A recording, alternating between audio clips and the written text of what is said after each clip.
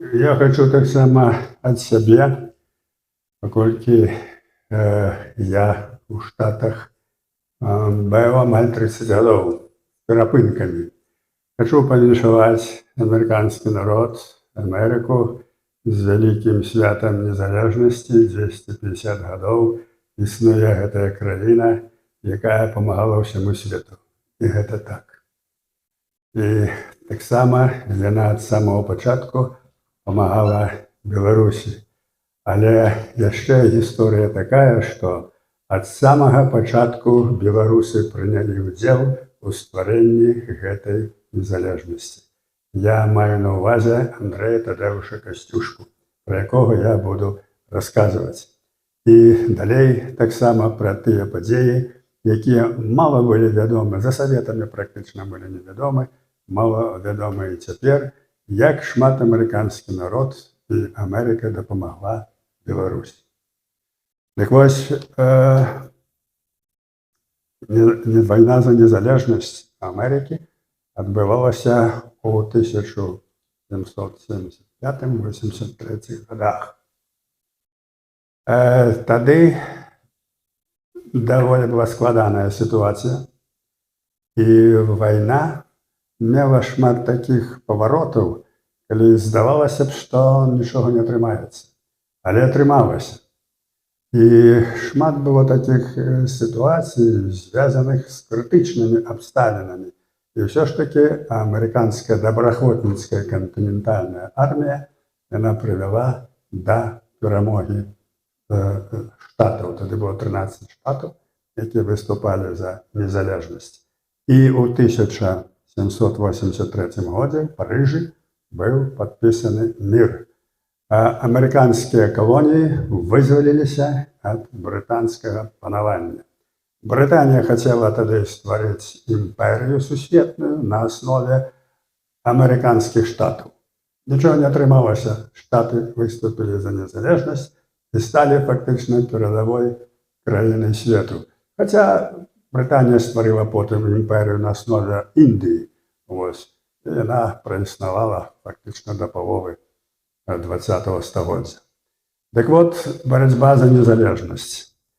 Мушу сказаць, што гэтая барацьба ад самага пачатку была сцягам для многіх свабодных людзей у Еўропе.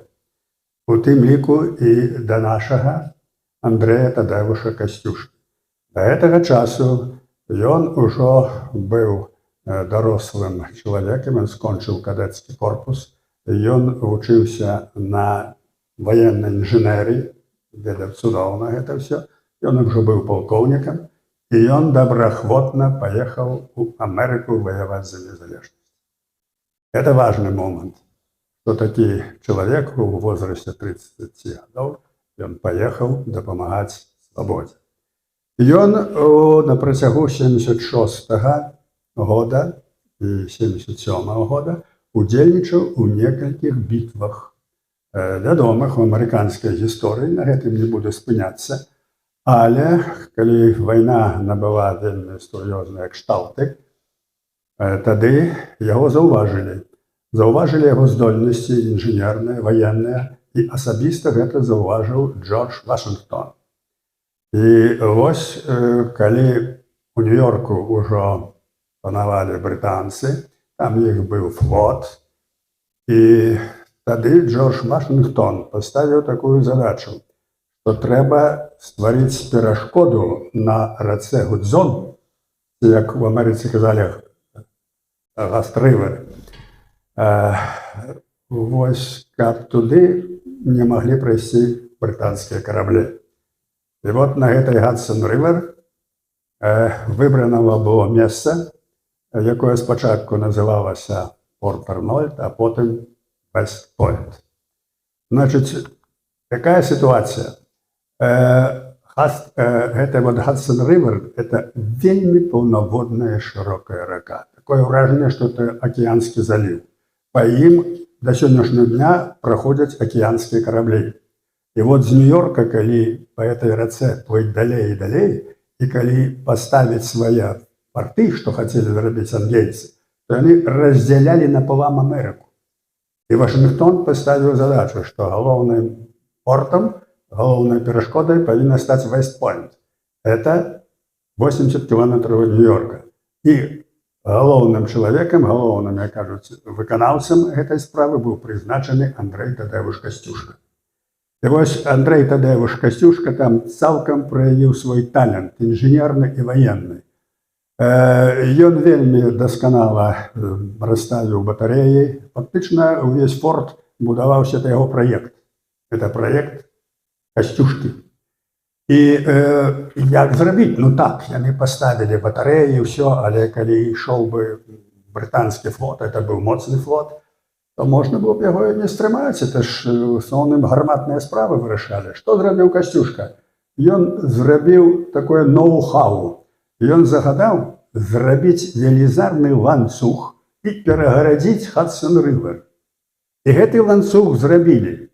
Я бачыў гэтыя звенні ланцуга, это 50 кілограм адной звяну.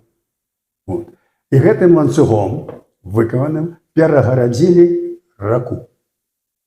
Ну і атрымаецца, што карабль, а што ты зробіш? Тады ядравыя гарматы былі. Як праламаць яго было немагчыма.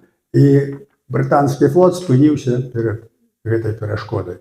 А з партоў дубасілі з гармат.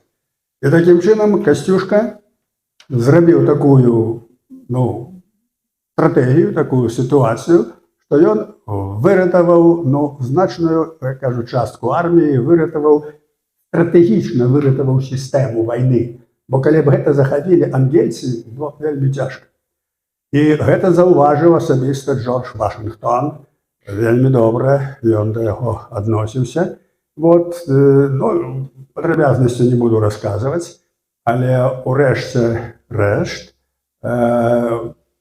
у канцы вайны Джордж Вашингтон па яго ініцыятыве дэклараваў Касцюшку звання брыгаднага генерала. Гэта першае, а па-другое, ён атрымаў адным з першых ордэн Цінцынаці. Адразу пасля вайны было заснована таварыства Цінцынаці, па гэтым рымскім вядомай асобе. І в асноўным это былі афіцэры, якія змагаліся за незалежнасць. І Касцюшка адным першым з рук Джорджа Вашингтона атрымаў гэты ордэн. Вось з чаго пачыналася незалежнасць Амерыкі. Што змагаліся і нашыя беларусы, і Касцюшка змагаўся і шмат дапамог. Ён это зрабіў. Ён быў сябрам Томаса Джефферсона, яны былі ў хорошых адносінах. Томас Джефферсон, ведаеце, напісаў дэкларацыю аб незалежнасці. Пісала 5 чалавек, але практычна напісаў адзін Джефферсон. І вось гэтая дэкларацыя аб незалежнасці, яна была кангрэсам замацавана ўжо 2-го, а 4 ліпеня была падпісана. Сёння спаўняецца 250 гадоў з гэтай векавечнай даты. Ну і што я мушу тут сказаць, што гэта Амерыка вельмі добра памятае. Вельмі добра памятаюць Касцюшку практычна ва ўсім свеце. У Амерыцы ёсць некалькі мастоў, нават горад называецца Касцюшка, гара ў Аўстраліі, надзвычай шмат месцаў геаграфічных у Штатах і ва ўсім свеце, і ў Канадзе адзначана імем нашага Касцюшкі.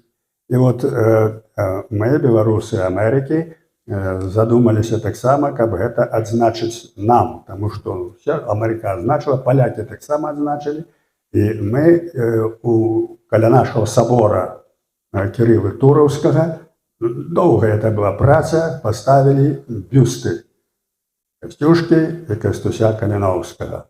Гэтыя бюсты, бачыце, вось это месца, вось Генік Лойка ёсць скульптар, это выдатныя, лічу, бюсты зроблены ў мастацкім сэнсе, ну і ў архітэктурным плане таксама хорошая планіроўка, ўсё зроблена як трэба. Вот такая у нас даніна нашаму знакамітаму беларусу, знакамітаму герою 3 краін – Беларусі, Польшчы і Злучаных Штатаў Амерыкі. На аснове Вест-Пойнта у Вэст-Понце створаны музей вайны. Вось у тым музеі вайны таксама шмат сказана пра Касцюшку, нават захоўваецца яго шабля. Захоўваецца вось это арыгінал яго шабля, якой ён, ну так гледзячы на эту шаблю, дык калі падумаеш, як рыцары ты двухручнымі мячамі махалі, дык што ім можна зрабіць. Вот. Но тым не менш, у адных з боек Касцюшка атрымаў ад праціўніка падобнай шабляй раненне ў кумпяк. Вось, ляжаў там, але ж это не смертельно было ранение, но это такие детали. Вот. Чаму это кажу, ён змагаўся, кроме ўсяго, што быў інжынерам, стратэгам, ён удзельнічаў і ў бітвах. Вот такі наш герой Касцюшка, які адзначыўся практычна ва ўсім свеце, у тым ліку ў Штатах, дзе яго памятаюць і шануюць. Вось у гэтым Вэст-Пойнце, акрамя таго, што там музей вайны, хорошы музей, вось там ёсць акадэмія, ваенная акадэмія Злучаных Штатаў Амерыкі. Самая старая акадэмія. У 1802 годзе яна была аснаваная, адна з 5 акадэмій, і там выхоўваецца эліта амерыканскага войска. 4000 афіцэраў выпускаюцца кожныя 4 гады. Бясплатнае навучанне за кошт дзяржавы. Кожны кангрэсмен мае права прапанаваць 5 кандыдатур. Абавязкова. Чалавек, які хоча паступіць, ён павінен мець пратэкцыю ад дзяржаўнай асобы. Вот. Дык вот, кангрэсмены вышуківаюць таленавітых хлопцаў, людзей, зараз ужо дзяўчат прымаюць. Вот. І на аснове гэтых вот пратэкцый іхных, гэтых пісьмаў, людзі навучаюцца. Яны абавязаны потым абавязкова адслужыць 5-8 гадоў у войску. Я вам скажу, у іх ёсць кодекс гонару свой у гэтай акадэміі, прыходзілася спатыкацца з гэтымі кадэтамі. Я вам скажу, выключнае ўражанне. Яны такія ветлівыя, такія падцянутыя, такія, ну, просто люба глядзець. Вось. Таму вось эта памяць аб незалежнасці, памяць ад Вэст-Пойнце, все это застаецца, і ў акадэміі гэта кожны кадэт это ўсё ведае. І Амерыка мае сапраўдныя войскі сапраўдных афіцэраў. Это сапраўды моцнае войска і сапраўды там патрыёты, а вялікія патрыёты Амерыкі. От што датычыць, што звязана з пачаткам, у якім наш беларусы таксама адзначыліся. Я не буду зараз, як працягвалася, тут будзе яшчэ дакладна пра 19 стагоддзя, але вернемся да нашых дзён. І вось найбольшая адчувальная дапамога была тады, калі яна была патрэбная. Яна была патрэбная тады, калі быў народ у нешчасці. А гэта было пасля бальшавіцкага пераварота. Вот асабліва это 17, 19, 20 гады. Вот. Тады быў такі прэзідэнт Губер, але ён яшчэ прэзідэнтам быў пазней, у 30-е гады. Але ён быў такім ініцыятарам палітычным. Ён прапанаваў стварыць такую арганізацыю, якая называлася АРА, амерыканская адміністрацыйная дапамога. Вось гэтая АРА, яна дзейнічала пасля Першай сусветнай вайны ва ўсім свеце, в сэнсе Еўропе, і асабліва дапамагала у Беларусі, Расіі і Украіне. Можаце сабе ўявіць, кожны дзень гэтая АРА кормила 11 миллионов человек. Кухни американские, продуктами, голод был, людей не было что есть. У тым ліку ў Беларусі. І шмат вельмі ў Беларусі.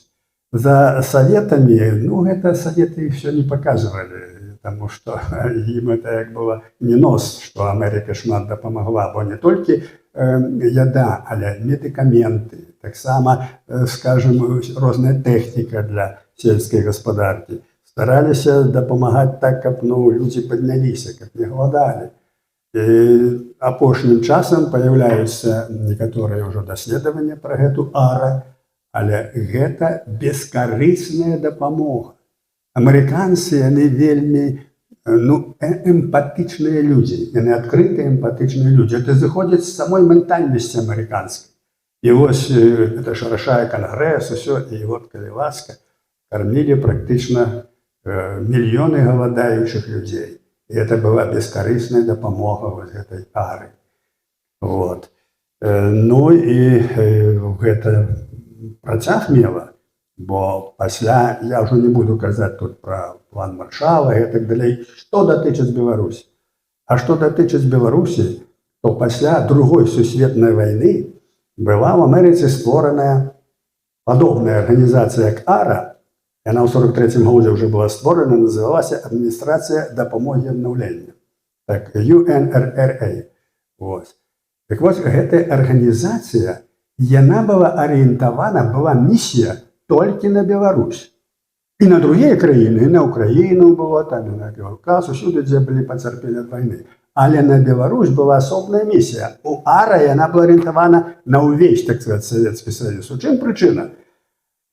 Причина в том, что тут так само допомог в приватности президент Рузвельт. И он в 1945 году был президентом, нечакано помер. Але он еще в ялтинских перемовах он стоял над тем, как Беларусь была одной из основальников Организации Объединенных Наций. И шла размова про Объединенные Нации. И вот Рузвельт это подтримливал. Беларусь был, Беларусь и Украина.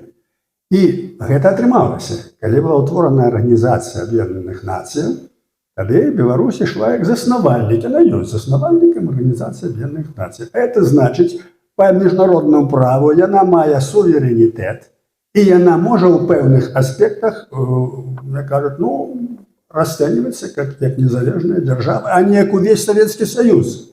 И тому вот эта организация, она менавіта на Беларусь давала свои сродки. Русские тут, Москва ничего не могла зрабіць. Яшчэ момент вельмі важный. Контролером этой организации от Америки был Зміцер Касмович.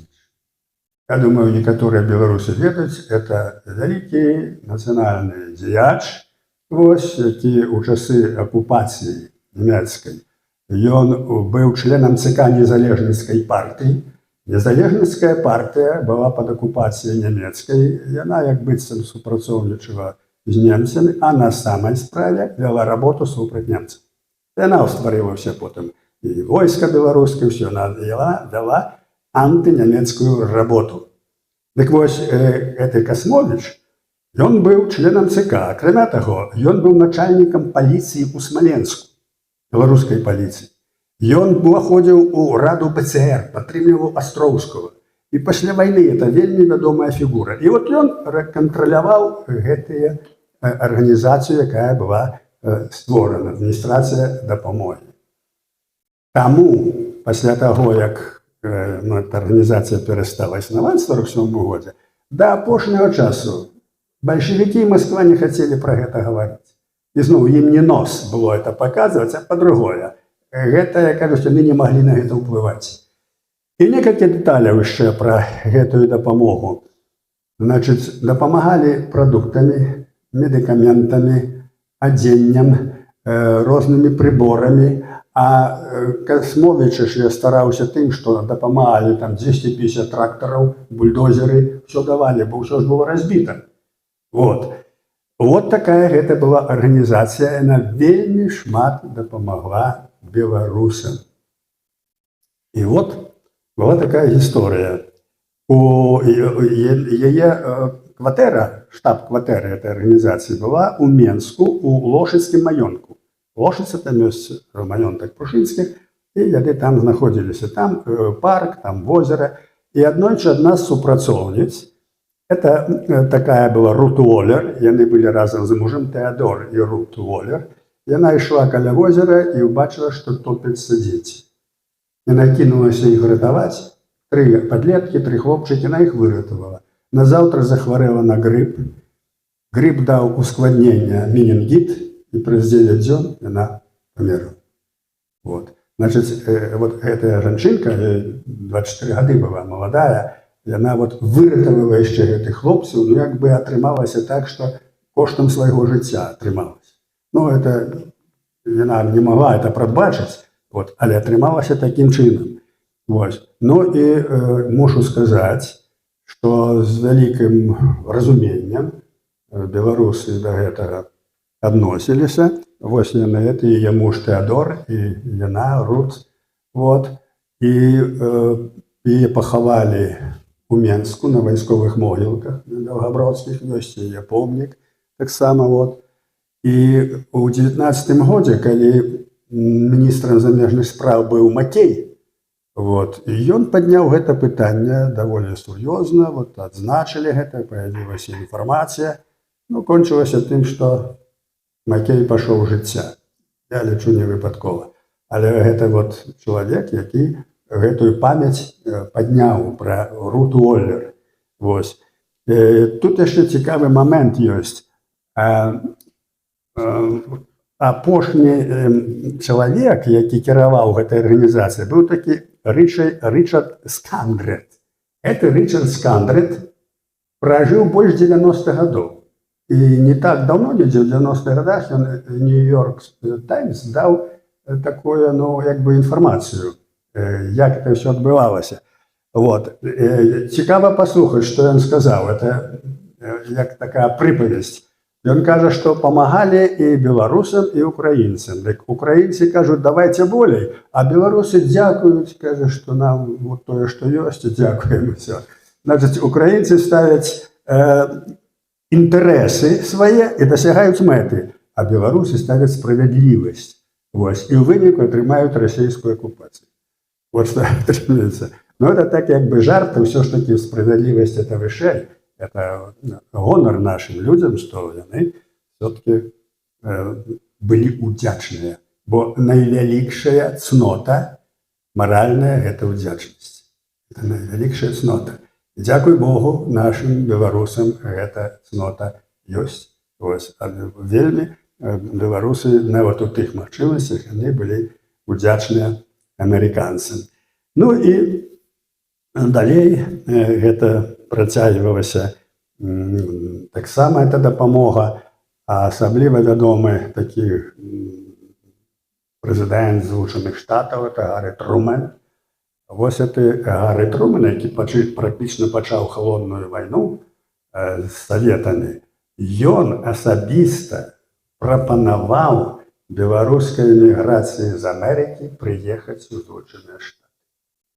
Таму што жылі ў лагерах там розных, шмат беларусаў, тысячы жыло.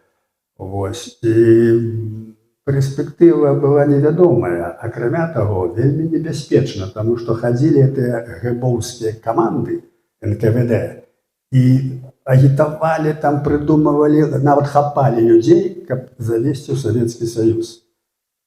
І это было даволі небяспечна ў Еўропе. І вось тады з Еўропы выехала ў Штаты 5000 беларусаў. Это Гаррі Трумэн даў такую магчымасць. Даў працу, даў усё. Яны там пабудавалі свае цэрквы беларусы, пабудавалі свае дамы, арганізацыі палітычныя, удзельнічалі ў сусветных арганізацыях. Вось. І гэтая вот эміграцыя пасляваенная вельмі шмат зрабіла для беларускай справы. Вельмі шмат і літаратуру, і мастацтва, ўсё это было. І Амерыка кожны год у амерыканскім кангрэсе на 25 сакавіка падымаўся чырвона-белы сцяг і давалі слова епіскопу беларускаму альбо аднаму з палітычных кіраўнікоў. Ён з трыбуны кангрэса гаварыў пра Беларусь. Гэта ініцыятыва самой Амерыкі. Наколькі амерыканцы паважалі нас, паважалі беларусаў. Мушу сказаць, што сапраўды у Амерыцы спатыкаўся з многімі конгрэсменамі, ўсё да беларусаў адносяцца вельмі добра. Не толькі ў Амерыцы, практычна ва ўсім свеце. Дык вось такая гісторыя, яна таксама гаворыць аб працягу гэтай хорошых адносін да нашага народа. Ці, скажем, калі незалежнасць мы атрымалі. Першы амбасадар Дэвід Сувардс. Это быў сапраўдны сябра Беларусі. Ён, дарэчы, толькі ў гэтым годзе памёр.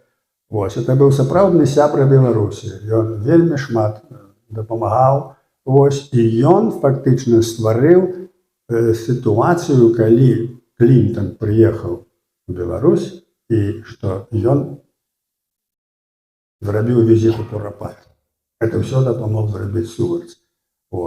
Так што таксама гэта такі істотны момант, што Амерыка не было выпадку ў гісторыі, каб Амерыка нейкім чынам не прызнавала Беларусь, ці нейкім чынам негатыўна, ці да нейкіх людзей. Амерыканцы ўвесь час дапамагалі беларускім народу і беларусам. І апошняе. У гэтым годзе, мы ўжо знаем, вызвалена 500 палітвязняў. Дзякуючы Амерыцы, дзякуючы Дональду Трампу. Таксама, так, мы стараліся, мы звярталіся нейкім чынам рознымі спосабамі, каб інфармаваць адміністрацыю, каб пачаць адмаўляць і адкідваць гэтыя непатрэбныя эканамічныя санкцыі, вызваляць гэтых палітвязняў. І Амерыка на гэта пайшла. І працэс гэты працягваецца. Ставіцца задача вызваліць усіх. І вось у сувязі з гэтым я хачу ізноў паўтарыць, што мы, беларусы, мы, нацыянальны вызвольны рух «Вольная Беларусь», адчуваем вялікую ўдзячнасць амерыканскай нацыі, амерыканскаму народу і амерыканскай адміністрацыі за дапамогу, за добрыя дачыненні да беларусаў. І спадзяёмся гэты давер апраўдаць і старацца на будучыню разумець тое, што паказвае гісторыя. А што паказвае гісторыя? Рэальна, у той сітуацыі, якой мы зараз знаходзімся, мы бачым, што найбліжэйшымі прыяцелямі Беларусі ёсць дзве краіны. Польшча, дзе мы знаходзімся, і Злучаныя Штаты Амерыкі. І таму гэта заўсёды трэба памятаць, мы будзем гэта памятаць, будзем удзячныя і будзем спадзявацца, што пры дапамозе найвялікшай дэмакратыі ў свеце знішчана будзе дыктатура, вызвалены будуць палітычныя вязні, і Беларусь вернецца да свайго вольнага, свабоднага існавання. Жыве Беларусь, беражы Бог Амерыку.